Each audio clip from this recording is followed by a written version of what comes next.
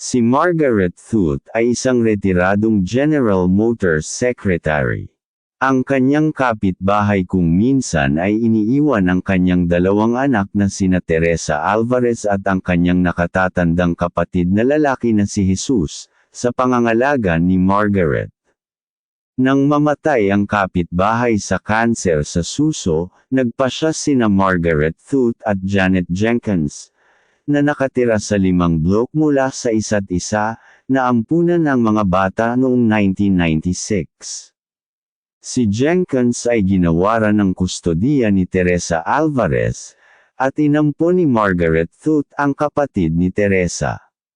Habang si Margaret Thuot ay nagkaroon ng mga problema sa kanyang ampon na anak dahil napunta ito sa bilangguan dahil sa isang larceny conviction, si Teresa Alvarez naman ay nagtapos sa high school at naging manager sa isang Taco Bell.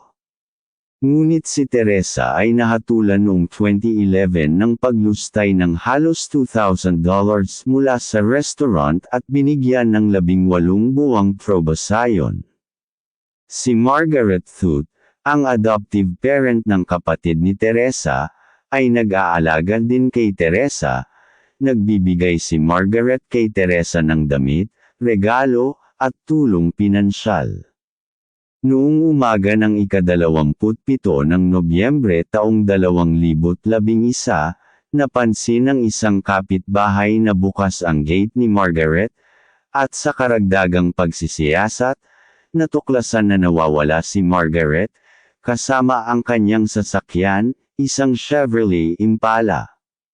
Naiulat na nawawala si Margaret noong Nobyembre taong 2011, ngunit walang mga break sa kaso hanggang Mayo taong 2012, nang ang isang babaeng nangangaso ng mga kabute malapit sa Rouge River ay natitisad sa tila mga buto ng tao na nakabalot sa isang bathrobe at kumot. Ang mga record ng ngipin ay nagpakita na ang mga labi ay pag-aari ni Margaret Thuot. Sa mga panayam sa pulisya, inamin ni Teresa Alvarez na kasama siya sa bahay ni Margaret noong gabi ng ika-26 ng Nobyembre taong 2011, ang huling araw na nakitang buhay si Margaret. Nalaman din ng pulisya na sa mga linggo bago ang pagkawala ni Margaret, sinabi ni Teresa Alvarez sa ilang tao na namatay na si Margaret. Sinabi ni Teresa sa kanyang mga kaibigan na nagpakamatay si Margaret sa pamamagitan ng labis na dosis ng mga table tas, at iniwan si Teresa sa isang bahagi ng kanyang ari-arian at habang hinahanap ng mga kapitbahay ni Margaret si Margaret at ang kanyang nawawalang sasakyan, si Teresa ang nagmamaneho ng sasakyan, ipinakita ito sa mga kaibigan at sinasabing siya ay may namana ito kay Margaret.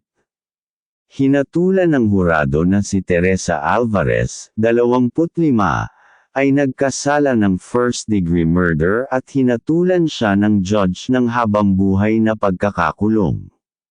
Inaalagaan na ngayon ng mga kaibigan ni Margaret ang bahay ni Margaret at ang kanyang aso dahil walang kadugo si Margaret. Si Margaret ay isang ampon at ilang taon na ang nakalilipas ay inampun niya ang isang anak na lalaki ni Teresa ngunit nakakulong na ito ngayon.